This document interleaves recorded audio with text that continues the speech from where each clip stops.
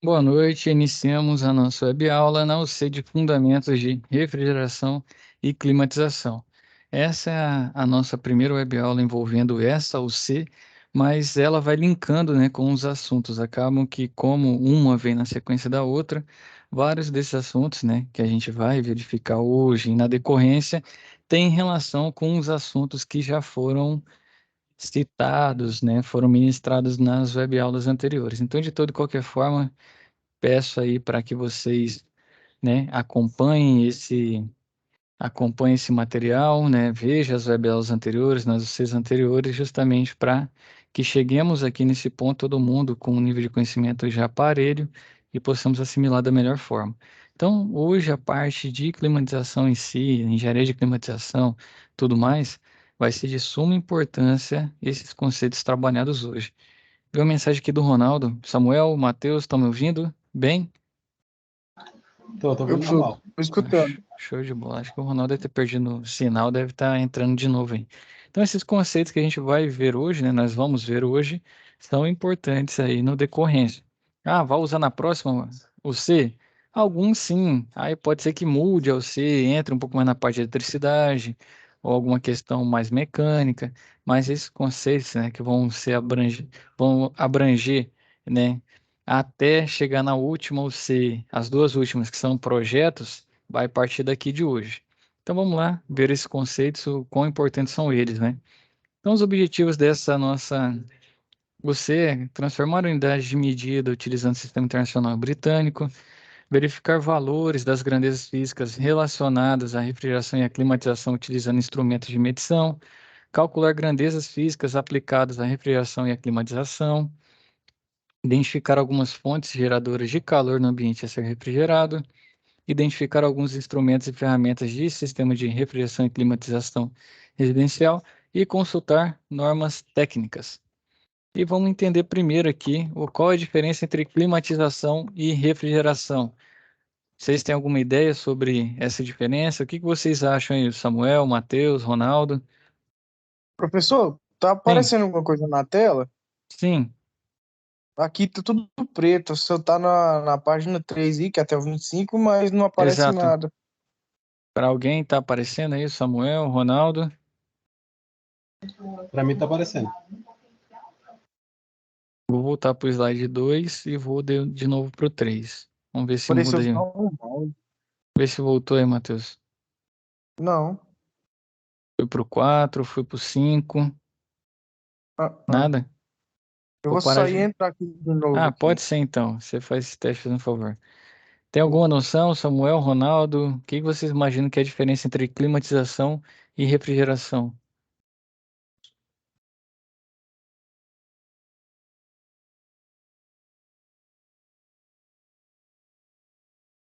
Ficou um Não, silêncio aí.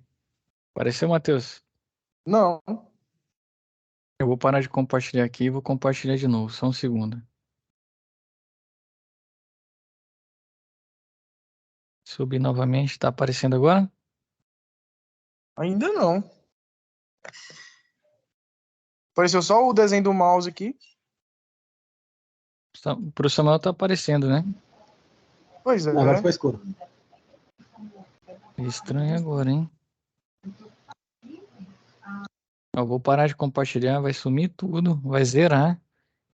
Vai aparecer, acho que eu vou ficar maior na tela de vocês, vou compartilhar mais uma vez. Vamos lá? Diga aí se deu certo, Matheus. Não. É. Tenta fechar, vai lá no. Quando você Parece sair, um mouse. fecha o Teams todo e entra novamente. Tá. Vai lá na gerenciar tarefas, né? Finaliza a tarefa e volta novamente, fazendo um favor. Vamos ver se melhora. Eu acho que o Teams está passando por alguma instabilidade aí.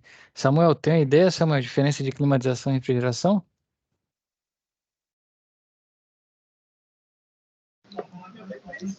É, mais ou menos, acho.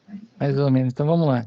Climatização é muito mais referente quando a gente vai fazer o controle da temperatura, imaginando ali o conforto térmico. Então, o conforto das pessoas, né? Ou uma climatização técnica também, que é quando a gente vai fazer esse controle de temperatura para equipamentos, né? Rack, servidor e tudo mais. Então, geralmente é para deixar algo, uma temperatura confortável e agradável, né? Para pessoas ou para equipamentos. E a refrigeração em si, você vai produzir frio, né? Que o pessoal diz. Então, você acaba trabalhando com temperaturas abaixo. Vamos dizer que a climatização fica ali acima de 16, 17, 18, buscando muito mais um conforto térmico ou temperatura agradável para equipamentos. Refrigeração, você já começa a ter temperaturas abaixo de 5 graus, né? 10 para 5 negativas, né? Temperaturas aí abaixo de 60, por exemplo, graus negativos. Aí já entra a parte de refrigeração. Então, por definição, climatização é o fenômeno de manter um ambiente com temperatura agradável aos transeuntes, pode ser resfriando ou aquecendo. E a refrigeração é redução artificial da temperatura, produção de frio. E a climatização envolve muito conforto térmico. Um exemplo, quantas vezes a gente chega num local, a temperatura não está agradável, né? Ela está mais próxima ao ambiente aí hoje. Creio que a temperatura chegou aí acima dos 30 graus, né? No período da tarde. Então, imagina um ambiente ali sem climatização. O conforto térmico não vai existir, né? Porque você vai estar com uma temperatura elevada, você vai gastar mais energia ali, mais trocas de calor, né? Vai acabar suando, transpirando e tudo mais. E pode acontecer também de um local que está superdimensionado e a temperatura está bastante baixa, 19 graus Celsius, que já não é o natural para a gente. Dependendo do seu nível, né, de sensação térmica, quanto é agradável para você, pode acabar sendo muito desagradável uma temperatura de 19. E aí você vai sentir frio, né? Não vai conseguir realizar suas atividades. Então, o conforto térmico é basicamente o quê? Ó? Condição de temperatura e umidade ideal que os seres humanos precisam de modo a não sentir nem calor, nem frio.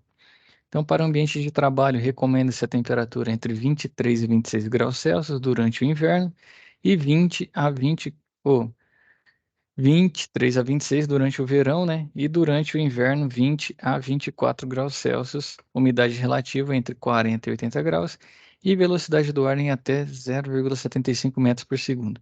Então, essa temperatura é por definição da, salvo engano, NR17. A NR17 que trata sobre ergonomia, ela traz informações com relação a range de temperatura. Outro local que traz esse range também é a Resolução 9 da Anvisa, que ela é citada pela Lei 13.589, né, que é a lei do ar-condicionado. Então, para quem quiser fazer uma anotação aí, já digitar no Google para dar uma lida, nós temos uma lei, né, foi sancionada em 2018, é a Lei 13.589, que traz para a gente as referências e bases, né, regulamentando essa nossa área. Então, lá vai citar a resolução 9 da Anvisa e lá traz as informações pertinentes aí a conforto térmico e acomodação de pessoas dentro de espaços fechados, né, com climatização. E aí esse range vai ficar entre 22 e 25, né, para o dia a dia normal. A umidade relativa do ar, infelizmente, né, os nossos sistemas não são controlados, porque se você pegar um split, o split nem renovar ar ele renova, né? Então ele vai fazendo só a umidade diminuir dentro do ambiente. Com isso, você teria que instalar um insuflador para renovar o ar. Então, você vai pegar esse ar externo e insuflar para dentro do seu ambiente para fazer pelo menos a troca de ar, que ela tem que ser feita aí de hora em hora, um volume em metros cúbicos que é definido por norma também. Então, a umidade é mais difícil controlar. Tem época do ano que, se a gente chegar no começo do segundo semestre, a umidade baixa, fica abaixo de 25%, né? E para você realizar esse controle, você vai precisar de umidificadores. E, infelizmente, os umidificadores podem ser danosos, né, para diversos tipos de sistemas aí. Então, a questão da umidade relativa fica difícil da gente fazer o controle, porque o nosso ar ambiente, né, o que está disponível na atmosfera, por muitas vezes fica numa umidade bem mais baixa que essa. E a velocidade do ar também tem que ser controlada. Um exemplo, se você tem um piso-teto, né? Creio que todo mundo conheça aí um equipamento de piso-teto, e coloca a flecha dele, a flecha de ar, né, do insuflamento direto na pessoa. Ela vai perder muito calor por convecção, porque vai passar, isso aí a gente vai ver na termodinâmica, mas trazendo para vocês por convecção, isso pode até adoecer a pessoa, vai ficar com a sensação de hipotermia, né? Então, a velocidade do ar adequada é essa de 0,75. E se você tiver um espaço pequeno com um piso-teto, né, o ideal é que você jogue essa flecha de ar para o teto mesmo, né? Para não interferir em ninguém. Então, a gente tem que controlar temperatura, umidade e velocidade do ar. Então, a norma que define esse parâmetro de projeto é a 16401, a NBR, na parte 2. Então, elas são 3 partes, né? Essa norma tem 3 partes, a 1, 2 e 3, que traz essas informações referentes a projeto. Então, quando a gente entrar no cálculo de carga térmica, isso aqui vai ser importante. Se eu tenho, por exemplo, uma sala, eu estou vendo o Natanael piscando ali, vou fazer com relação à sala que ele deve estar nesse momento, o escritório dele lá, do Natanael. Se ele vai fazer o cálculo de projeto da sala dele para uma temperatura de 24 graus Celsius, a carga térmica é uma. Se ele quiser fazer para 22 graus Celsius, a carga térmica já é muito maior. Então, o que define a carga térmica que vai ter no ambiente, né? O que é a carga térmica? É a quantidade de calor que você vai retirar desse ambiente por hora. Geralmente em que local, pode ser em outras unidades também. Então, se ele quer um ambiente para 22, muda a carga térmica. E a carga térmica é o principal fator que a gente seleciona a nossa potência dos equipamentos. Então, por exemplo, ele vai lá e faz o projeto dele, seleciona a máquina para sempre ficar 24, né? Ele selecionou um split de 12.000, um exemplo. E aí agora ele quer que fique a 22. Por muitas vezes o de 12.000 não vai dar conta, ele já precisaria de uma máquina maior, né? Comercialmente a gente tem 18.000. Então, o de 12.000 por muitas vezes não vai chegar a essa temperatura de 22, porque com o cálculo de carga térmica ele tem a capacidade de chegar a 24. Então, isso interfere também. Então, quando a gente vai setar lá, vou pegar meu controle e vou setar a temperatura que eu quero. Geralmente o pessoal bota no 17, 16 ao mínimo que dá, né? Nunca vai chegar se não for um ambiente muito selado, até pela nossa temperatura e condições de construção. Então, é muito difícil esse equipamento deixar o ambiente a 17. Então, o que vai acontecer? Ele nunca vai desligar. E aí é comum a gente ver, por exemplo, quando a temperatura cai, o pessoal deixa a noite inteira ligado, esquece um equipamento desse setado a uma temperatura bastante baixa, ele roda, roda, roda, tenta, tenta, e acaba afetando na troca de calor externa e faz o gelo, né? Então é muito comum vocês terem esse tipo de problema de congelar, porque deixou a noite inteira ligada numa temperatura muito baixa, que a máquina não para de funcionar em momento nenhum. Então isso interfere muito, até na hora que a gente vai escolher a temperatura. Eu boto 17 aí, deixo o pau torar. Então isso vai afetar a economicidade, eficiência, se roda muito, vida útil, se ele vai ficar bom ou não. Mas o conceito em si de conforto térmico é justamente que a gente tem que controlar temperatura, umidade e velocidade. Vamos falar sobre os sistemas de unidades. Temos o SI, que é o sistema internacional, que é o mais utilizado aí no nosso globo terrestre, né? Então, pelo mundo, as unidades do SI são muito utilizadas, na grande maioria. E temos o sistema britânico, né? Que veio do Reino Unido e muito utilizado também nos Estados Unidos e em outros países, né? Que vieram da descendência da rainha lá, hoje é rei, né? Descendência do rei lá no Reino Unido. Então, um exemplo, vamos falar da nossa área, que a unidade de potência é BTU hora. Então, BTU hora é a unidade do sistema britânico, então não está dentro do SI. Outro exemplo, nós temos a temperatura em Celsius. Celsius não é unidade do SI, então está fora, né? Nem do britânico também, é uma outra unidade. Então, aqui, ó, no SI, que é o Sistema Internacional, as unidades mais utilizadas: comprimento em metros, a massa em quilograma, tempo em segundo, a corrente em ampere e a temperatura em Kelvin. Então aqui a gente trabalha com Kelvin para temperatura, porque é uma unidade absoluta, né? Para refrigeração aqui, ó, as grandezas, né, no SI. Então temos mega, né? Mega ali equivale como se fosse a unidade multiplicada por 1.000.000. Temos o quilo, que é multiplicado por 1.000. Vou dar um exemplo, 1 kW, né? Então quer dizer que tem 1.000 watts, 1 kW. Temos o hecto, não é tão comum, né? Que é por 100. O deca por 10. O deci, né? Então o decímetro, por exemplo, é 0,1. Centímetro, né? É 0,01. Então já é dividido por 100. O decímetro dividido por 10. O mili, né? Dividido por 1.000. E o micro, que vem lá dos microns, né? Quando a gente vai fazer, quem é acostumado aí na área, fazer um vácuo, né? Vou acompanhar lá qual que é a unidade de pressão que está chegando. Então, é em microns, que é 1 dividido por 1 milhão. Então, aqui são as grandezas que a gente vai trabalhar também. Temperatura. O que que é temperatura? Então, por definição, a temperatura é uma grandeza física que mede o nível de agitação térmica das moléculas de um corpo. Quanto maior a agitação, maior a temperatura. O contrário é verdadeiro. Então, é comum, por exemplo, um exemplo aqui, o Ronaldo. O Ronaldo gosta de atividade física. Quando você vai jogar futebol, pedalar, correr, é normal que a sua temperatura se eleve e você, né, com essa maior agitação, maior a temperatura, você vai começar a ter até o suor, né? Vai começar a suar. E o comum também, se você fica muito quieto, você perde menos calor. Um exemplo para quem trabalha em ambiente climatizado, né, que deixa a temperatura baixa, você não troca muito calor, né, por com relação, por exemplo, a suor. Então, você vai bebendo muita água ali, não troca calor, não perde essa água, né? Não sai pela pele, você tem que ir mais vezes ao banheiro. Então, a questão de troca de calor e temperatura afeta na nossa fisiologia também. E a temperatura em si é o nível de agitação térmica das moléculas em um corpo.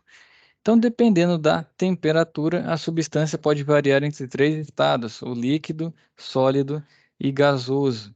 Então, nos nossos sistemas, né, a gente vai trabalhar bastante com líquido e gasoso, né? Ah, quero saber minha linha de líquido, minha linha de sucção, minha linha de vapor, né? Então, a gente vai ver também isso aí no decorrer dessa UC, essas linhas, né? Até o nosso último slide é sobre o sistema. E quais são as transformações? Isso é muito importante. Então, a gente tem os três estados sólidos e as transformações têm a ver com o nome dos nossos componentes do sistema. Então, a solidificação passa do estado líquido para o sólido. Então, o exemplo ali é o gelo no freezer, né? Ele está líquido, você deixa lá, ele vai se solidificar e virar um gelo, né? Um gelo no cubo, depende do formato. Temos a fusão. Então, temperatura de fusão, né? Muito comum aí o pessoal fala, por exemplo, quando está fazendo a brasagem, né? Então, é a passagem do estado sólido para o líquido. Então, o gelo derretendo. Ah, qual é o ponto de fusão do cobre, né? Se não chegar nessa temperatura e deformar, por exemplo, a sua tubulação. Então, você tem que chegar na temperatura próxima, mas não pode chegar nela, né? Qual que é a temperatura de fusão do alumínio? Geralmente, quando o pessoal faz brasagem, né? Esquece que o alumínio tem uma temperatura de fusão menor do que o cobre, vai lá fazendo como se fosse para o cobre, vai ver o alumínio já perdeu todo o formato. Não sei se alguém já sofreu com isso aí fazendo brasagem, né? Para quem não sabe o que é brasagem, é um exemplo de um processo de solda, né? Então, se você quer fazer a solda lá, que a gente faz geralmente, né, com tubo torche, é a brasagem. E aí você vê que a sua temperatura de fusão, né, o ponto de fusão do alumínio é bem menor do que o do cobre. Você está acostumado a fazer para o cobre, e aí vai fazer para o alumínio e você acaba derretendo ele. Você tira ele do sólido para o líquido, muda o formato do mesmo, e aí você já perdeu a função, né, do material. Então, fusão, lembre-se disso, né, para fixar. Ou o gelo derretendo também talvez seja um exemplo mais prático. Temos a vaporização ou ebulição, que é a passagem do estado líquido para o vapor. Então, a água na chaleira, né, quando vai ferver. Vaporização ou evaporação. A gente tem um componente no nosso sistema que chama evaporador, né? Então, o que que vai acontecer no evaporador? Passagem do estado líquido para o vapor. Então, quando a gente está lá no nosso, a serpentina, né, do evaporador, o que que vai acontecer? Entrar líquido e sair o gás, certo? Vai sair o vapor. Então, evaporador é para isso. Fixa, ó, já fixa aí, líquido para vapor. Tanto é que depois, né, do evaporador, qual componente vem? O compressor, né? E outra coisa importante, no compressor não pode entrar líquido.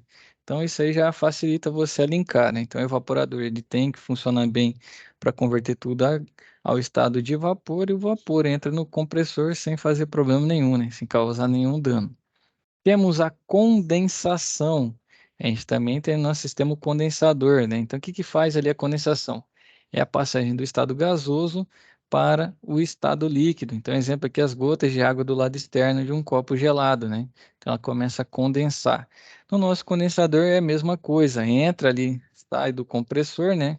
O gás, a o nosso vapor, né, alta pressão, e ele vai entrar no condensador. Então, o condensador vai fazer transformar do estado de vapor, né, o estado gasoso, para o estado líquido, né? Então, você tem que ter essa transformação toda no estado líquido, justamente para não ter o gás flash ali no seu dispositivo de expansão. E temos a sublimação ou ressublimação, que é a passagem do estado sólido para vapor e vice-versa, né? A fumaça de gelo seco. Ele sai do sólido para o vapor. Então, normal é sólido para o líquido e líquido para o vapor. Esse aqui passa direto do sólido para o vapor. É comum, isso aí não é tão comum na natureza, mas o gelo seco seria um exemplo aí quando você vai fazer a fumaça do gelo seco. Então, aqui de todas essas transformações, mais importante é evaporação, né? E condensação. Essas duas tem que lembrar porque vai fazer diferença sim nos nossos conceitos aqui na climatização.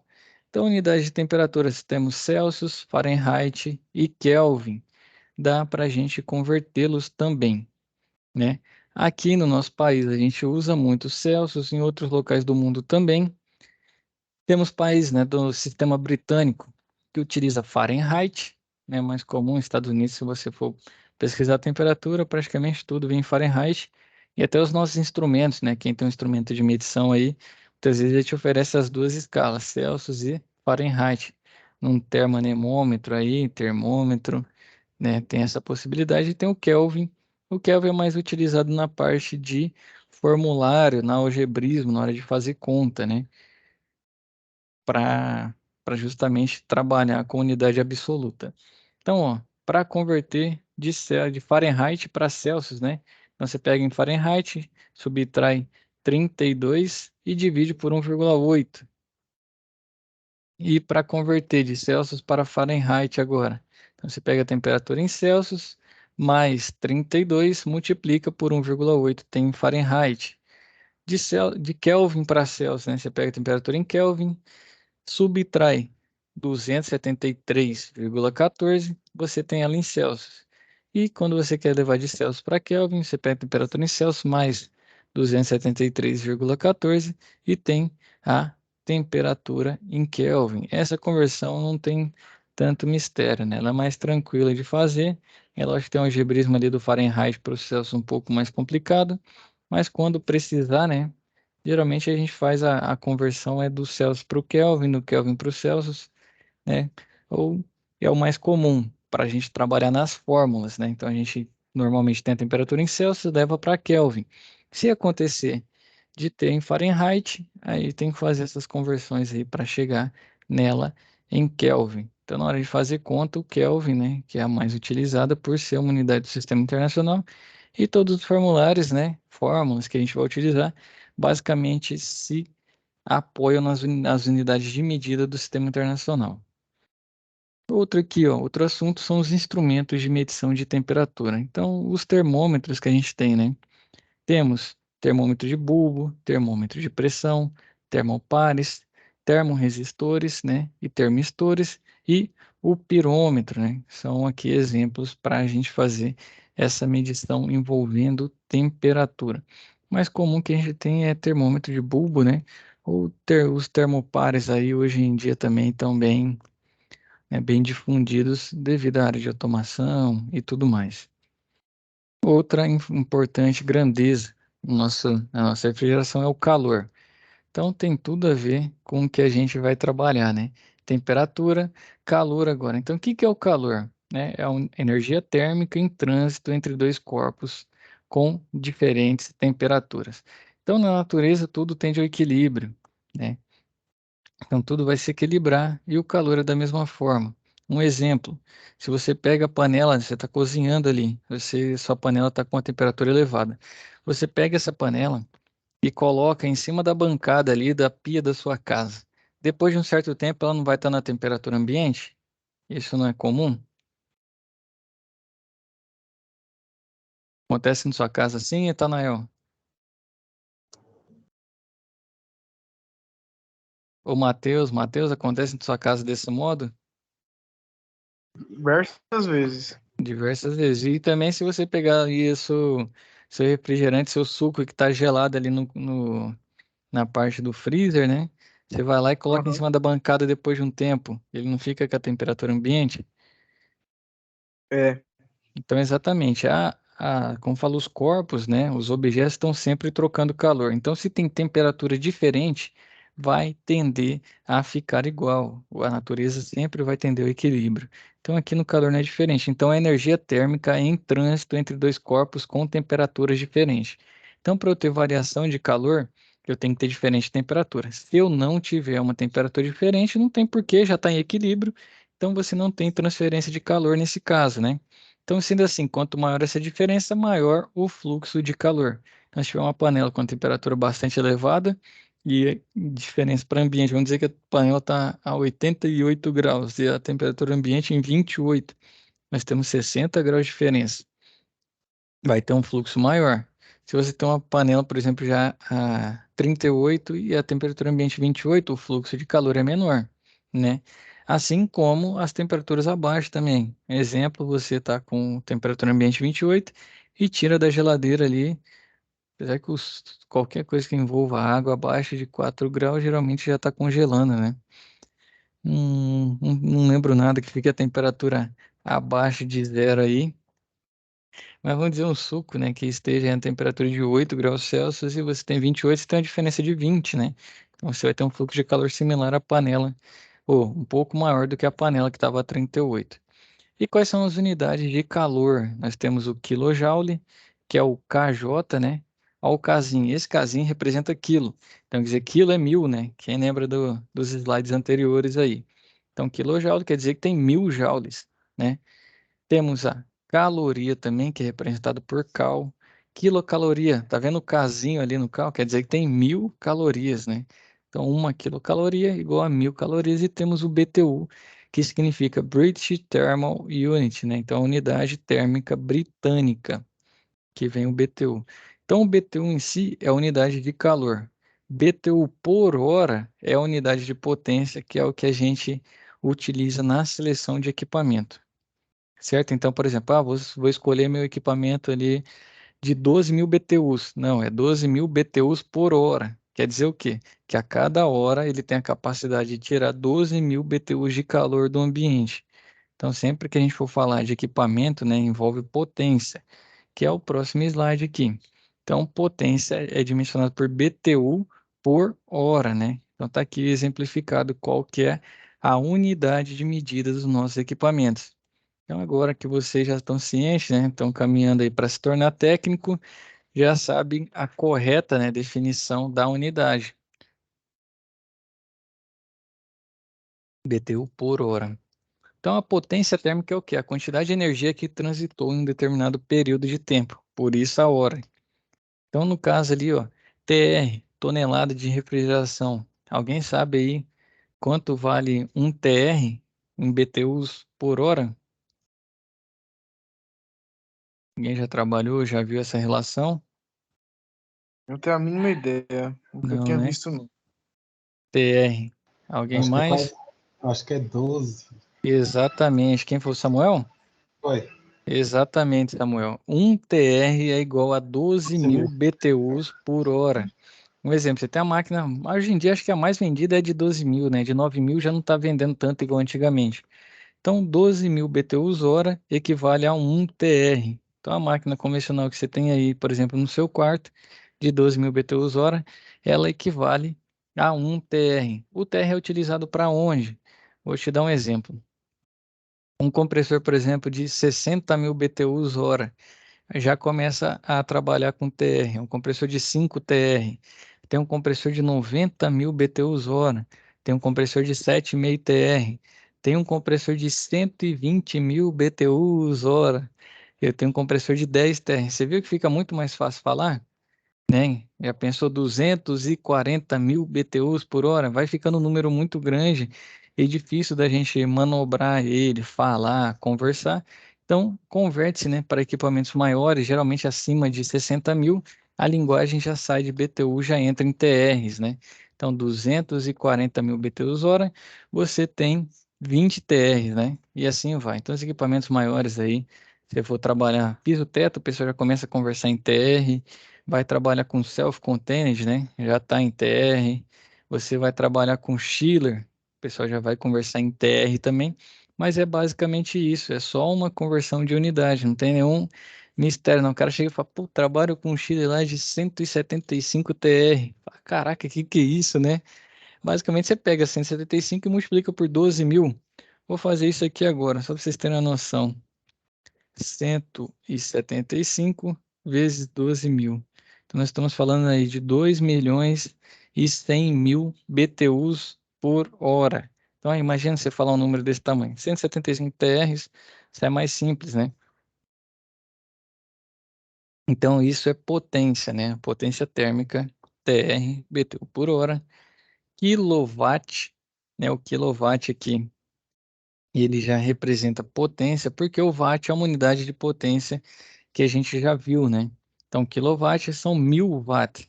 E temos a quilocaloria por hora. Então, é o quilocal, que era de calor, por hora, que representa, né, quantidade de energia que transitou em determinado período de tempo. Então, a maioria das vezes, se for, deixa eu ver. Deixa eu trazer aqui para conversão. Então, aqui tem uma tabelinha para a gente realizar a conversão, né? Para facilitar. Então, vou mostrar para vocês aqui, ó. Dá para converter de kilojoule para quilocal, kilojoule para BTU, kilojoule para quilowatts por hora.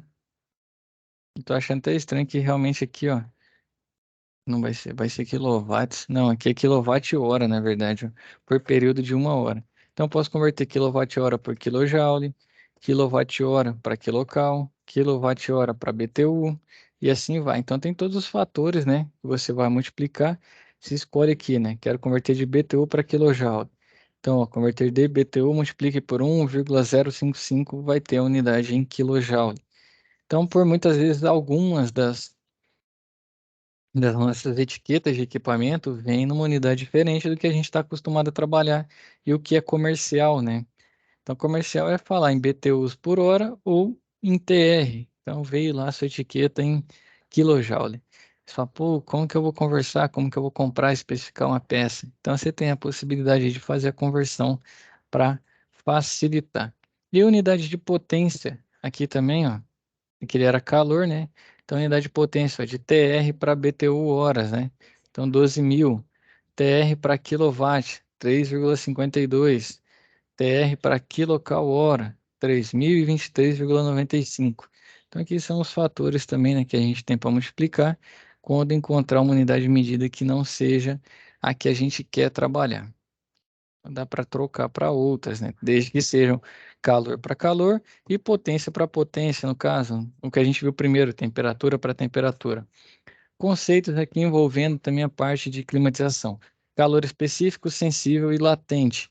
O que é o calor específico? É a quantidade de energia necessária para variar uma quilograma, né? 1 quilograma, não é uma não, é 1 quilograma de uma substância em 1 grau Celsius. Então eu tenho 1 quilograma de uma substância. Eu quero fazer ela levar 1 grau, por exemplo. Então, qual que é a quantidade de calor que eu preciso, né, a quantidade de energia que eu preciso para fazer essa variação? Calor específico. Temos o calor sensível. Sensível à energia trocada em um processo de transferência de calor que ocorre variando a temperatura de um corpo sem que haja mudança de seu estado físico. Então, eu estou trocando calor ali, mas não estou mudando. Eu continuo líquido, só continuo gasoso, só continuo sólido. Isso é calor sensível. E agora o calor latente é a quantidade de energia movimentada em uma troca de calor em que ocorre a mudança do estado físico sem que haja mudança de temperatura. E esse conceito é um dos mais diferentes. Imagina, pô, eu vou sair do líquido para o gasoso e não vou mudar minha temperatura. Então ele tem sim, né, uma propriedade de calor ali, que é o calor latente, que faz, né, a medição dessa quantidade. Então ele fala quanto de energia precisa movimentar nessa troca de calor para eu fazer a mudança de estado físico sem que haja mudança de temperatura. Isso entra muito na titulação, na parte do diagrama aqui, ó, diagrama de Mollier, curva de saturação. Então depende muito da forma como que cada um vê, mas aqui é um diagrama que mostra para a gente por pressão e entalpia quais são os estados que o nosso por exemplo, aqui do R134A, quais são os estados que o nosso fluido vai estar. Então, na condição de entalpia tal, pressão tal, ele está em cada um dos locais. E aqui é uma representação do que acontece com o nosso fluido. Vou chegar nela mais para frente. Mas para linkar ali, é basicamente chega um ponto que a temperatura é praticamente igual, mas ele mudou de estado físico, por quê? Envolve outras questões, né? A gente, primeiramente, pensa na entalpia, ou na entalpia não, pensa primeiro na temperatura, mas tem outras grandezas aí que afetam essa nossa parte, que é a parte térmica, certo? Então aqui os tipos de calores, transmissão de calor, como que elas podem acontecer? Por condução, né? Ocorre entre sólidos, líquidos parados e gases parados que estejam em contato e tenham temperaturas diferentes. Um exemplo ali, quando você coloca uma água para ferver. Você tem a chama embaixo, você tem a sua chaleira, né? Vamos dizer, leiteira, onde você quiser colocar sua panela, né? Vamos colocar a panela em si e tem o líquido dentro dessa panela. A condução é a chama está encostando, né, no seu metal, o metal está se aquecendo e encostando na água. Então teve a condução do calor ali da chama até o nosso fluido, até o nosso líquido que estava dentro da chaleira. Então aí é por condução. Então tá todo mundo parado em repouso e tem contato entre eles. Todos estão em diferentes temperaturas. Temos por convecção também. Então, o fluxo de calor, né? Transmissão de calor. Por convecção ocorre toda vez que um fluido troca calor com objetos e outros fluidos durante sua movimentação. Dei o exemplo lá para vocês do piso-teto soprando, né? A flecha de ar direto numa pessoa. O fluido sai com a temperatura bastante baixa. Vamos dizer que se eu tá insuflando bem, está bem legal, está insuflando a 10 graus Celsius. Imagina essa flecha de ar a 10 graus Celsius chegando à pele de alguém, por exemplo, igual eu, estou só com uma camiseta aqui. Então, quando esse ar passar em contato com a pele, ele vai retirar calor do corpo. Isso é comum. Vou te dar um exemplo quando você está com a temperatura bastante elevada e começa a ventar. Isso é comum, né? Então, quando começa a ter um vento numa temperatura diferente da sua, menor, você vai sentindo uma espécie de refrescância, né? Porque esse vento está passando e retirando calor do seu corpo. Então, a movimentação do fluido, né, troca calor com você, que seria o objeto no caso ali do texto, né? Então, toda vez que o fluido troca calor com objetos e outros fluidos durante a sua movimentação. Então, o fluido está passando ali e está trocando calor com sua pele. Então, é por convecção. Pode ser também que o vento está passando e trocando calor com a parede da sua casa. Isso é comum também. Então, o fluido passou ali, começa a ventar, né? Sua parede estava com a temperatura elevada, ele vai passando, passando e retirando calor. Então, o que acontece? O fluido, que é o vento, né? Ele vai ficando com a temperatura mais elevada, quando ele vai fazendo essa troca, e a sua parede, no caso, com a temperatura menor, né? Vai resfriando, ou com a pele também. Então, isso é por convecção. E temos por radiação, que ocorre através de ondas eletromagnéticas, podendo ocorrer no vácuo. Então, radiação pode ocorrer no vácuo, né? Qualquer corpo que tenha uma temperatura diferente de 0 Kelvin emite radiação, indicando que existe algum grau de movimentação de seus átomos. Então, por exemplo, esse aqui, o mais comum, né, que é mais forte, é quando tem a insolação, né? Então, você tem insolação, tem um ganho de calor por radiação, porque o Sol, né, ele vai ter as ondas aí que vão trazer calor para a gente, incidindo em diferentes tipos de corpos. Alguns têm a refletividade, né? Vai ter refletância, e outros têm a absortância, né? Ele vai absorver esse calor, geralmente associado muito à cor. Então, por isso que o pessoal costuma pintar telhado de branco, né? As telhas vêm brancas para aumentar a refletividade e diminuir a absortância desse material. E geralmente quando é preto, né? Por isso o pessoal fala, ah, tá muito calor, não sai de preto, porque ele absorve mais calor. Então, por radiação é um tipo de ganho mais comum, né? É com relação à insolação, mas aqui diz, ó, qualquer corpo que tenha uma temperatura diferente de 0 grau ou de 0 Kelvin emite radiação, indicando que existe algum grau de movimentação de seus átomos. Então, esses são os três principais ganhos de calor, né? As formas de transmissão de calor: condução, convecção e radiação. Aqui agora temos outra grandeza muito importante, essa aqui de suma importância. Eu costumo brincar lá na empresa que dá para fazer manutenção praticamente só com pressão e temperatura, né?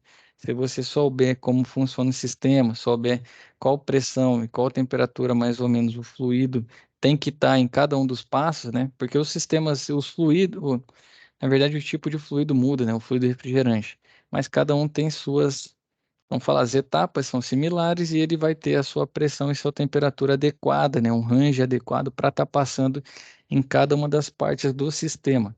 Então, assim como a gente viu, temperatura, pressão é de suma importância na nossa área. Então, é definida como uma força exercida por uma unidade de área. As principais medidas e conversões são, então aqui as medidas é quilograma-força por centímetro quadrado, ATM, né, que é a pressão atmosférica, PSI, temos o milímetro de mercúrio, kPa é quilopascal e o bar é o bar mesmo, né? Então a gente tem várias medidas aí que é muito comum. O mais comum na nossa área de refrigeração é o PSI, né? Então quando a gente pegar um manifold, por exemplo, vai estar lá em PSI, a gente vai trabalhar por muitas vezes, né, com a unidade de PSI na pressão. Ah, tá aparecendo ali na minha etiqueta que a pressão máxima de descarga está em Pascal. Então, essas etiquetas vão vir em Pascal, você tem a possibilidade de fazer essa conversão. Então, pressão é força sobre área. Vou mostrar para vocês diferentes pressões. Não sei se todo mundo é casado, tem namorada. Vamos dizer que a sua namorada ou esposa pise no seu pé, né, com um tamanco. Você está sofrendo, né, a ação dessa força numa determinada área. O tamanco tem uma área maior do que, por exemplo, um salto, né? Quando ela está com um salto e pisa com aquela ponta fina lá no seu pé, o estrago é bem maior. Não sei se já aconteceu com vocês. Então, o que que mudou? Ali a força que ela aplica é igual porque vamos dizer que não variou o peso, né? Foi no mesmo dia lá, não mudou nada. Só que a área que foi exercida essa força mudou. Um tamanco tem uma área de contato muito maior do que um salto.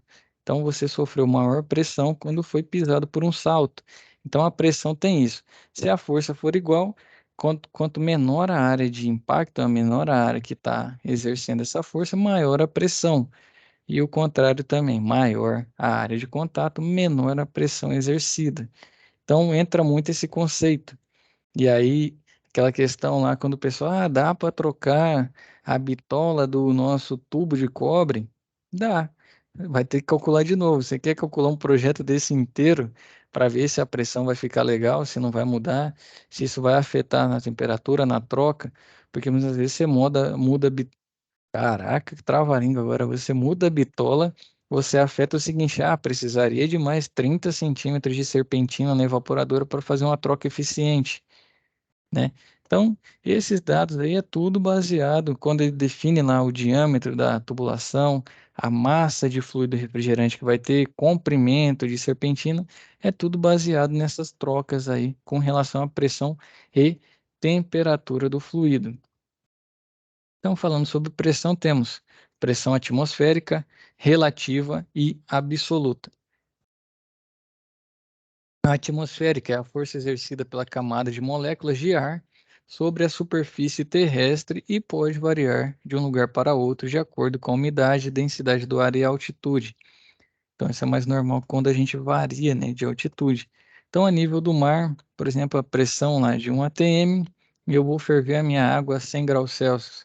Então, se eu for subindo, né, vou aumentando a altitude, eu vou variando a minha pressão atmosférica e a temperatura de fusão da água, por exemplo, vai abaixando, né, para 98, 97, assim vai. Então, a atmosférica tem muito a ver com umidade, ela também faz variar a atmosférica, densidade do ar e a altitude. A altitude é o mais simples da gente conseguir pegar. Temos a relação, a pressão manométrica. Então, essa manométrica é determinada tomando como referência a pressão atmosférica existente no próprio local. Geralmente, os manômetros comuns medem a pressão relativa. Exemplo, estou lá no meu equipamento R22. Pressão de baixa, né, que é geralmente nos equipamentos residenciais que a gente consegue medir. Quem aí está acostumado com o número. Fala para mim, a pressão de baixo do R22. Quantos PSI? Alguém já tem um número na cabeça e tem um folclore na praça aí que é comum em vários estados, né? Não só aqui no Goiás. Alguém tem um número aí? Se eu não me engano, é 60, eu acho. 60, exatamente, Felipe. Esse é o folclore, né, que existe. É lógico que a gente tem superaquecimento e subresfriamento, né? A gente costuma fazer o superaquecimento e dá a medida, a melhor medida ali, qual seria a configuração melhor para o equipamento, envolve essa pressão. Mas por fato não. Qual, qual que é a cultura, né? Geralmente a pessoa fala 60 PSI na pressão de baixa, né? Do nosso equipamento, tá bom, tá legal, tá com 60, deixa rodar. Então o comum é isso mesmo, tá certo aí, Matheus. E esse 60 é a pressão relativa. Por quê? É 60 que o manômetro mediu, mais a pressão atmosférica que você tem naquele local. Então, pressão atmosférica, por exemplo, no centro de Goiânia, você colocou 60 PSI, é 60, é a relativa. A atmosférica vai ser X, né? Que essa você consegue pegar. E que seria a absoluta? É o somatório da atmosférica mais relativa. Então, pressão absoluta é o resultado medido em relação ao vácuo absoluto somado à pressão relativa, somando, né, a pressão relativa à pressão atmosférica. Então, quando o seu manifold lá está medindo zero, né, zero de pressão relativa, quer dizer que vale 1 atm, né, é uma pressão atmosférica. Então, você consegue fazer essa 1 atm não, na verdade, você tem no caso, quando está zero, né, no manifold, você tem zero de pressão relativa, quer dizer que está igual à pressão atmosférica dentro, por exemplo, do seu sistema. E aí, quando vai aumentando, você tem a atmosférica mais a relativa para chegar à pressão absoluta. Absoluta é o somatório das duas aí. Então, por isso, quando você vai lá dando um fundo de escala, estou fazendo vácuo, não tenho vacômetro. Vou dar fundo de escala, né? Que é quando o seu Vamos falar quando o seu manifold passa ali do zero para como se fosse uma pressão negativa. No caso ali, você não garante que você fez o vácuo, porque ele não é feito para medir, né? Ser medido daquela forma. Então você tem que sim ter um vacômetro que ele vai medir o quão próximo você vai chegar do vácuo em si, né? Até para dar um vácuo. Já ia fazer essa pergunta. Oi? Eu já ia até fazer essa pergunta, já que fica zero do zero mesmo. No caso, ele está medindo a pressão relativa. Então, quando ele vem como se fosse para o negativo, né? Não, não seria esse o caso. Ele está dizendo que você entrou em vácuo, né? Você está tentando chegar no vácuo. Só que para ter uma medição legal, por exemplo, a medição é em microns, né? Então ele está medindo 1, 2, 3, 4, 5 PSI lá no seu manifold. Então quando ele vem para baixo, vamos dizer que seria -1, -2, né? Vamos dizer que se existisse essa escala lá, que salvo engano ele não mostra negativo, né? O micro é 1 dividido por 1 milhão. Então imagina o número que é isso. Você não tem nem escala possível rasteira e dá um zoom gigantesco na, na escala do seu manifold, né? Que não é o caso e nem é para isso que ele é feito. Então quando você chega no vácuo, você vai medir em microns, né? E aí sim, você vai diminuindo esse número de microns para chegar a uma pressão mais próxima do vácuo. Vai chegar num vácuo absoluto? Não, a bomba de vácuo não consegue fazer isso e você precisa de um sistema hermético, né? Ele sem vazamento nenhum, que é praticamente impossível, né, da gente fazer com os nossos equipamentos em si. Mas a gente chega num volume muito bom, que é o adequado, que a gente retira umidade, sujidade e tudo mais ali, as impurezas de dentro da nossa tubulação e do sistema, e pode aplicar o fluido que ele não vai reagir, né, com nenhum desses diferenciais aí. Então aqui entrou no vácuo mesmo, ó. Você vê que linkou. Então, o vácuo, né? O que que é o vácuo? A ausência de matéria em um determinado espaço. Então, na refrigeração, este termo é usado para indicar que o sistema está em pressão negativa, que é abaixo da pressão atmosférica, e ele é medido com um vacômetro. Eu sei que o vacômetro é caro, né? Infelizmente, aí, dependendo do tipo de serviço que você é um instalador, instala muito por dia, um vacômetro ele acaba sendo diluído, né, nos custos que você tem. Se não for o caso, né, às vezes é mais difícil você ter um vacúmetro aí. Se você reopera muita máquina, também é interessante. Às vezes ele não faz esse tipo de serviço, né? E acaba ficando um ônus muito grande, né? Devido à utilização. Vai usar pouco, né? Com relação ao custo. Mas para quem faz isso, faz muita diferença. Isso afeta muito a vida útil do seu sistema.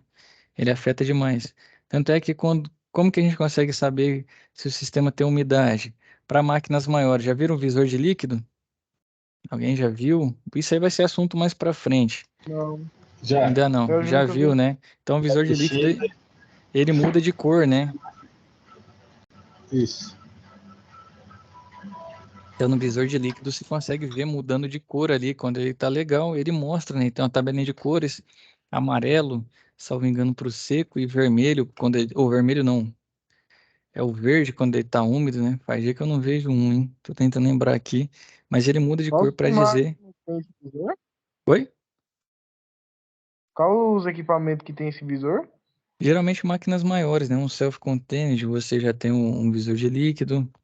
Você pode ter em outros tantos, né? Se o cara quiser colocar até Chile. num chiller vai ter, num VRF vai ter, mas se o cara quiser colocar num split também dá. A diferença é que não é Nunca muito vi, comum. não. Num split convencional, uma forma da gente pegar, tô lá posicionado com o meu manifold na minha válvula de serviço e ele começa o seguinte, ó, tá com a varetinha aqui, dá uma oscilada assim e volta. Ele oscila para cima e volta, ele oscila para baixo e volta, ele não fica travado. Então, geralmente é quando está passando a umidade afetando na medição do manômetro. Então, se o seu manômetro fica pulando muito, é um sinal que você tem umidade dentro do seu sistema.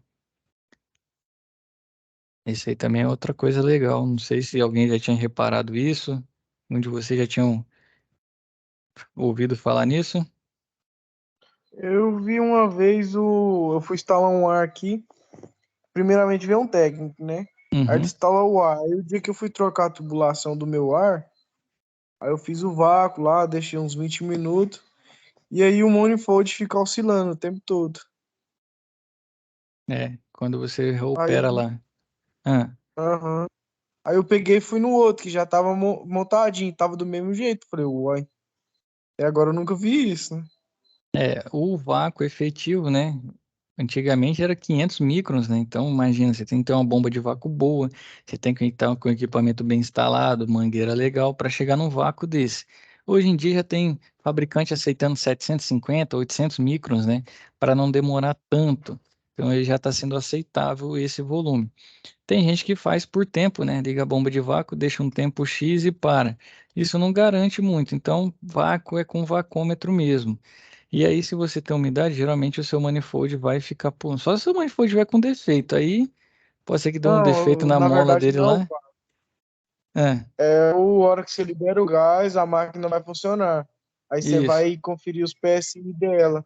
Aí fica isso. oscilando, né? É isso mesmo a função, né? De causa da umidade. É um sinal de umidade. Quando você reoperou, vamos lá, estou liberando meu fluido, tá uma temperatura, uma pressão próxima ali a 60, né? Que o ideal mesmo quando você vai reoperar é colocar a quantidade que está na etiqueta. Falou 750 gramas de fluido R22, você vai lá e coloca 750, usa a balança. Para quê? Porque uma das unidades que são consideradas no projeto é vazão mássica, é o quanto de massa está circulando dentro daquela tubulação, que vai afetar a pressão, e pressão nos fluidos afeta a temperatura, temperatura afeta a troca de calor dentro do ambiente, quanto você consegue retirar, quanto você vai trocar na parte externa, né? Você vai jogar esse calor fora para o ambiente. Então, essa vazão mássica vem com relação à massa de fluido. Então, é muito importante que a massa seja respeitada. Então, quando ele fez aquilo lá, definiu essa massa de fluido, o ideal é que a gente siga, né? É a forma mais fácil de você operar bem o seu sistema. Então, você foi lá, colocou a massa correta, viu que a pressão está em torno de 60. Colocou lá seu manifold, passa um tempero e oscila, ele oscila. Então, isso é sim, um sinal muito provável que você ainda tenha umidade no seu sistema, Matheus. Agora sim, tô sabendo. E o duro da umidade é o seguinte, ela desgasta, né? Não vai ser o assunto da web de hoje, mas só linkando aí, tem o problema da cavitação, né? Pode cavitar o nosso compressor. Cavitação é muito comum. Quem teve poço em casa, né? Bomba de água de poço, ela cavita muito, que é o choque, né, do hidrogênio, das moléculas de hidrogênio, que tem um alto poder, né, de explosão quando elas chocam com a parede metálica. Então ali ele vai tirando uma camadinha, tirando uma camada, até que uma hora abre um furo, né? E aí se furou o seu sistema, ele é para comprimir, né? Então ele vai reduzindo o espaço, reduz o volume para aumentar a pressão. Se está furado, ele não vai reduzir nada, né? E aí esse é o problema. Geralmente cavitação, quem tem bomba e poço aí vai vendo o rotor todo furadinho, né? E esse é um problema que também não pressuriza a água para fazer o recalque dela. E é um problema isso. Tem o problema de reação com o lubrificante e com o próprio fluido. Dependendo da umidade, ela vai trazer algumas sujidades ali dentro do sistema, pode entrar em reação com o lubrificante e fazer virar uma borra. Aí se fez uma borra, meu amigo, ele não faz mais, não ajuda mais na lubrificação da parte interna do compressor, não ajuda no tirar o calor desse sistema e logo, logo aí você vai ter, né, infelizmente, que trocar o seu compressor. Então a umidade afeta nisso, afeta na eficiência. O Ronaldo falou? Então, no caso desses freezes convencional, o horizontal, eles costumam furar a tubulação por causa de umidade no sistema, ou que é comum mesmo? Furar a tubulação. A umidade ainda tem outro ponto que ela pode entrar em, como fala? A questão da oxidação, né? Entrar em contato com o material metálico que é o cobre e vai reduzindo um pouco a camada, que é uma espessura, né? O cobre tem a espessura da parede dele. Então ele pode ir reduzindo também. Mas o mais comum de furar pode ser também defeito na hora de fabricar esse tubo, né? Que o tubo é sem costura. Pode ser que durante o comprimento dele mudou, né? A espessura variou um pouquinho. Deixa eu ver, furar. Cara, furar é mais difícil. Um choque mecânico pode furar também, alguém bater. Porque é muito comum nesses freezes novos, né? Que agora eles usam tubulação de alumínio e não usa cobre mais, né? Aí você falou outra coisa, né? A resistência mecânica do alumínio é menor do que a resistência mecânica do cobre. E, infelizmente, né? Assim como o Ronaldo disse, é mais comum ter problemas de furar. Até porque as paredes estão ficando menos espessas, né? E isso afeta o quê? Na produção, a quantidade de material que o pessoal gasta para produzir. E o alumínio é mais barato também. Só que a dificuldade dele além quando você vai fazer a abrasagem, né? Que tem que ser muito habilidoso para fazer, porque muda o ponto de fusão, né, é menor do que o do cobre, ele tem menor resistência mecânica também. Então ele aguenta menos pancada, né? Ou pressões que elevarem ali o que ele suporta. Essa pressão máxima que ele suporta é menor do que o cobre. O cobre aceita uma pressão maior do que o alumínio. Então pode sim desgastar. E é geralmente o seguinte, se a pressão sobe muito, Ronaldo, ela vai ter que sair, cara. O material aguenta até X, né? Se passou disso, ela vai ter que sair. Ele vai procurar o ponto, né, mais fraco dentro do sistema, que geralmente vai ter uma menor espessura, ou ele vai procurar ali um ponto de união, né, que você fez a brasagem ali, e é ali mesmo que ele vai estourar, meu amigo. Ele vai ter que sair fora, porque senão, quer dizer, não tem como, né? O material não vai suportar essa pressão que está elevada. Então ele vai procurar o ponto mais fraco ali e vai danificar sim a sua tubulação. É muito pressão, a questão que você falou da umidade também afeta, né? Tanto no cobre quanto no alumínio, pode entrar em reagir, né? Ele vai afetar a oxidação, vai perdendo um pouquinho da espessura, até uma hora que, por exemplo, ele aceitava uma pressão de até 400 psi normal. Ele foi perdendo a espessura interna e vai ficando mais fino. Aí na hora que você bota, por exemplo, 300, ele já não suporta mais, né? Que é muito comum aí em tubulações que você tem um problema que furou, você vai lá, repara, aí dá um outro problema num ponto mais à frente, você vai lá, repara de novo. Meu amigo, você não vai parar de reparar mais, porque ela já não suporta mais a temperatura ou a pressão de projeto, né? E aí você tem que, infelizmente, fazer a troca. E a umidade afeta sim, Ronaldo. Certo? Certo. Aqui outra questão importante antes de a gente entrar nos diagramas aqui para mostrar para vocês. Vou delongar um pouquinho só para a gente terminar, tá bom? Acabei aqui, quando a aula fica boa assim, todo mundo vai participando, né? Perguntando. acaba delongando um pouquinho, mas vamos lá. Temos a temperatura de saturação e pressão de saturação. Então, saturação é a condição limite em que um fluido refrigerante que está em uma determinada pressão, ao ser resfriado, começa a condensar-se e, ao ser aquecido, ficará no estado de vapor. Então, resfriado ele condensa, aquecido ele fica no vapor. É a temperatura e a pressão de saturação, que é o quê? Se ele vai condensar ou vai evaporar, está trocando de estado físico. Então, tem um diagrama que mostra essa temperatura e um afeta o outro, né? A pressão de saturação afeta a temperatura e temperatura de saturação afeta a pressão, né? Pressão afeta a temperatura e temperatura afeta a pressão. Então, os dois andam juntos, que é uma fórmula, né? A lei dos gases aí, que é PV igual a RT. P de pressão, V do volume é igual a R, né? R é uma constante dos gases, vezes o T, que é a temperatura. Então, é P vezes V igual R vezes T. Então, por isso que eles andam juntos aí, porque muitas vezes não altera as outras unidades, né? Nem volume, e a constante dos gases, como é constante, não muda. Então, por exemplo, uma temperatura de aqui, ó, menos 10 graus Celsius, eu tenho uma pressão de 354,2 kPa, né? Quilopascal. Posso converter ela, né? A gente viu, pressão eu posso levar para PSI, que é que eu mais utilizo, entendeu? Tem essa possibilidade de fazer a conversão. Então, por exemplo, qual que é a temperatura ou a pressão de saturação do nosso fluido R22? Estou vendo ali, condição de projeto, que a temperatura de saturação é 49 graus Celsius. Então, vou olhar que pressão que ele vai passar ali. Aqui é um recorte da tabela, tem várias, aqui tá em relação à temperatura, né? Tem várias temperaturas. Com isso, a gente consegue ver a pressão, né? Ou qual pressão que está chegando, por exemplo, ali na entrada do. Depende muito da válvula de serviço, né? Onde que está? Para as máquinas maiores. Está na entrada do meu condensador. Ah, a pressão está X, né? A pressão está em 180, né? PSI. Qual que é a temperatura disso? Tô chutando aqui, não lembro mais da tabela, faz um dia já que eu não a vejo, mas vamos dizer que a temperatura que ele está entrando ali seja 180 e a pressão seja 40, ou a temperatura pressão 180, temperatura 49, né, por equivalência, é de saturação. Então, ele precisa passar daquela temperatura para que ocorra a troca do estado físico, né?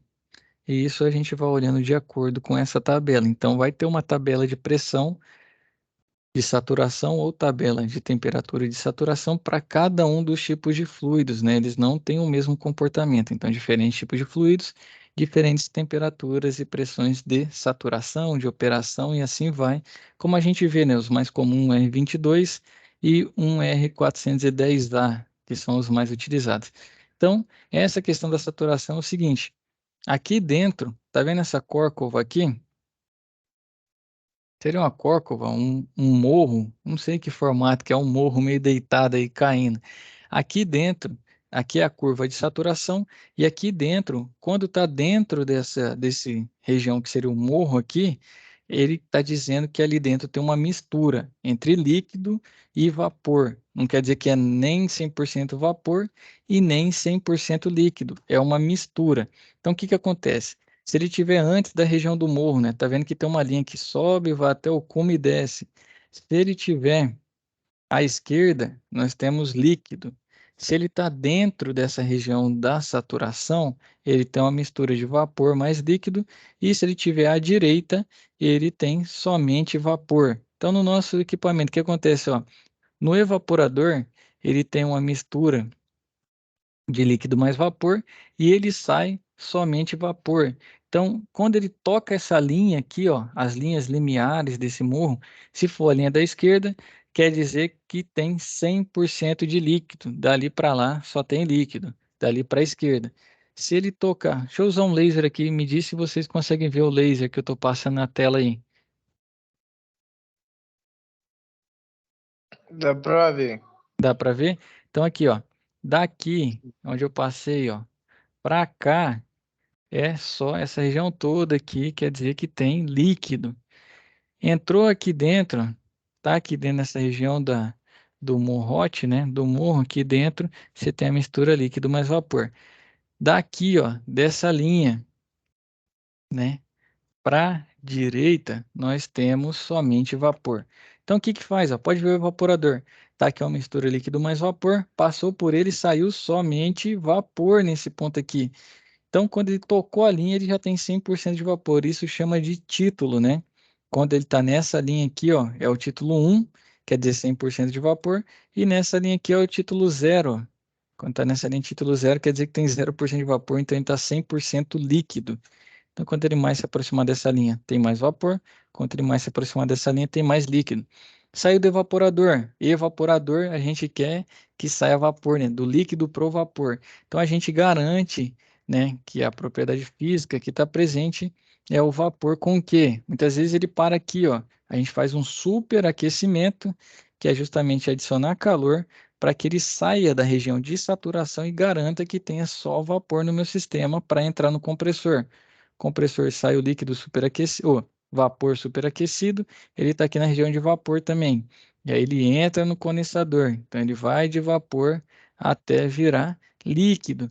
Então muitas vezes ele pode parar aqui antes, que a gente faz um sub-resfriamento, que é exatamente retirar calor dele para que garanta que ele efetivamente saia fora da zona de saturação e fique somente líquido. E aí, no processo de expansão, né, ele entra líquido e sai já uma mistura de vapor mais, mais líquido, né? A gente tem. Antes não pode ter para não ter o flash gas, que é o fenômeno dele virar vapor antes da expansão. Então, o grande, né, trunfo é o quê? É exatamente aqui, ó, na expansão. Ele pega ali o fluido, vamos dizer, a 35 graus Celsius e ele passa por um orifício, né, onde a pressão dele cai muito. Quando a pressão cai, a temperatura cai junto. Então, muitas vezes ele entra em 35, né, na tubulação, passa na válvula de expansão e sai uma temperatura de 2 graus Celsius. Então, esse 2 graus Celsius vai percorrer, vamos dizer que a gente tem uma perda, né, vai entrar 4 no evaporador. No evaporador é onde a gente faz a troca interna no nosso ambiente. Então, o fluido está passando na letinha 4, o seu ar vem a 28, vamos dar um exemplo que está ambiente. Então, imagina um choque desse ar chegando a 28 e passando pelas aletas ali com 4 graus Celsius. Então, isso faz uma queda brusca de temperatura no ar que insufla. E aí sim a gente tem esse ar, né, que tira calor, né, desse ar que estava 28 e insufla ele numa temperatura bem mais baixa para climatizar o nosso ambiente. E aí ele vem a 4, vamos dizer que ele sai aqui, né, do evaporador, para estar saturado aqui não tem nenhuma linha de temperatura, não vou conseguir ver, mas vamos dizer que saísse a 20. Aí você faz um superaquecimento, ele entra no compressor aí e vai embora, amiga. É uma temperatura muito alta que ele vai entrar, né? Então ele vai injetar esse calor vai ser trocado lá na condensadora para diminuir a temperatura e a condensadora faz o quê? Pega esse calor aqui. Aqui no evaporador a gente ganhou calor, o fluido ganhou calor do ar. Então na condensadora agora o fluido vai entregar esse calor para o ar ambiente na parte externa. Então esse é o grande trunfo do nosso sistema de refrigeração, que está aqui, ó. Compressor, alta pressão, alta temperatura, estado gasoso. Passou pelo condensador, alta pressão ainda, alta temperatura. Condensador troca de gasoso para líquido. Saiu de lá, passou na válvula de expansão, né? Aí ele tem uma baixa pressão e baixa temperatura, mas não muda o estado físico, continua líquido. É lógico que a gente começa a ter uma mistura ali de gás também, mas em suma, né? Vamos pegar no ciclo ideal. A gente tem líquido e esse líquido vai entrar no evaporador, que vai fazer o quê? Líquido para gasoso, né? Evaporar. E aí ele sai, baixa pressão, baixa temperatura, mas no estado gasoso. E aí entra de novo no compressor, certo? A gente tem linha de líquido, linha de sucção, então tudo é referente ao processo que está sendo executado. Então, dentro da nossa unidade condensadora, geralmente vamos pegar um split. A gente tem um compressor, então a linha que chega na condensadora, né, é a linha de sucção, né? que é a linha que vem pro compressor, que está vindo de lá para cá.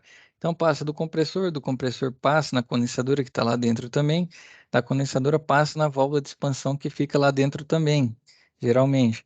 Aí quando sai da condensadora, da unidade condensadora, ele sai a linha de líquido, que o pessoal costuma chamar, que é onde vai lá para evaporadora. Então, muito importante, né? Principalmente essa linha esteja muito, as duas muito bem isoladas, para que a gente não perca calor durante essa transferência, né?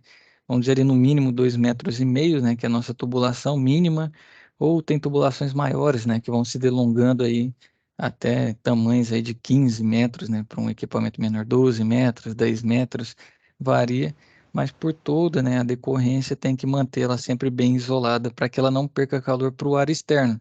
Então, todo esse trabalho que sua máquina está fazendo, você entrega ali fazendo a troca, né, sem o esponjoso, sem o isolamento adequado, você acaba perdendo a eficiência do seu sistema, que é fazer o que? Essa temperatura, esse fluido chegar a uma temperatura baixa no evaporador para ir lá ele ganhar calor do ar ambiente, né, o ar interno. Agora me tira uma dúvida aqui. Sim. Sistema de refrigeração com tubulação embutida. A Uhum. tubulação ela vai na parede, ela vai o esponjoso junto da tubulação ou ela vai só embutida na alvenaria? Com esponjoso. Que a alvenaria também troca calor.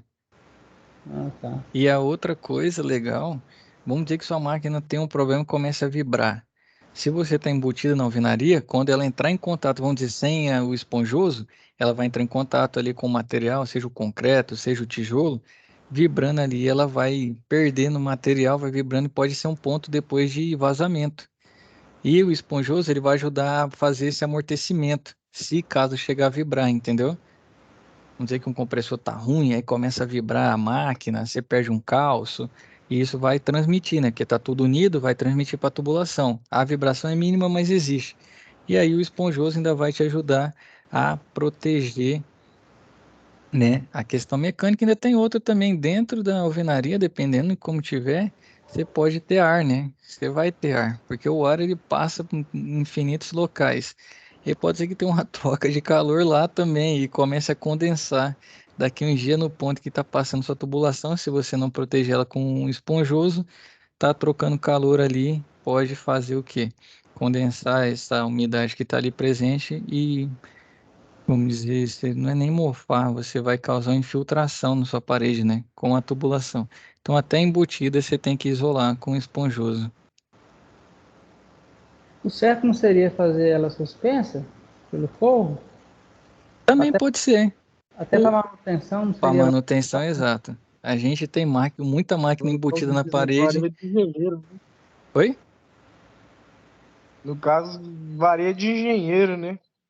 Hoje em dia o pessoal tá aí fazendo menos, hoje em dia tá até usando canaleta, né? Quando você não consegue jogar por cima, tem muita gente usando até canaleta justamente para facilitar na manutenção, porque quando tá embutido, aí o cara além de embutir ainda não usa a tubulação inteiriça, né? Não usa a panqueca inteira. Vai e faz uma emenda que vai ficar dentro da parede. Aí, meu amigo, você tem que ter um santo forte aí, tem que rezar bastante, porque senão, se tiver um problema, já pensou se quebrar tudo, rasgar a parede, consertar e construir de novo? Reparar, pintar, tinta é cara, né? Porque o consumidor final, ele parece que ele não assimila muito o custo, porque Não tem é um custo, né? Aí ele vê o custo do momento, ele não vê o custo futuro, né? exatamente. Aí vai a nossa parte de conscientização e explicar para ele, né? O equipamento vai precisar de manutenção um dia. Nada é para sempre. Ou até na hora que ele for trocar também, né? Vamos dizer, dar um vazamento, tudo mais. É muito mais simples, né? Quando não está embutido, porque você não precisa ficar quebrando e reconstruindo, né? Para acessar a sua linha frigorígena. Mas isso não é. Depende muito que o cara vai pensar em estética também, né? Que aí fica mais bonito quando tá embutido e tudo mais. Mas é uma luta aí que a gente tem. E aí explicando para ele que quando ele precisar de manutenção vai ficar muito caro, né? Imagina você quebrar e reparar. Você não vai pintar só aquele espacinho, né? Você tem que pintar o pano todo, né? O recorte inteiro lá, a parede inteira, aquele canto inteiro. Então isso vai afetar muito, né? Mas hoje em dia tem diminuído. O pessoal tem diminuído o embutido, pelo menos onde eu tenho andado, né, na empresa lá, tem colocado muito canaleta.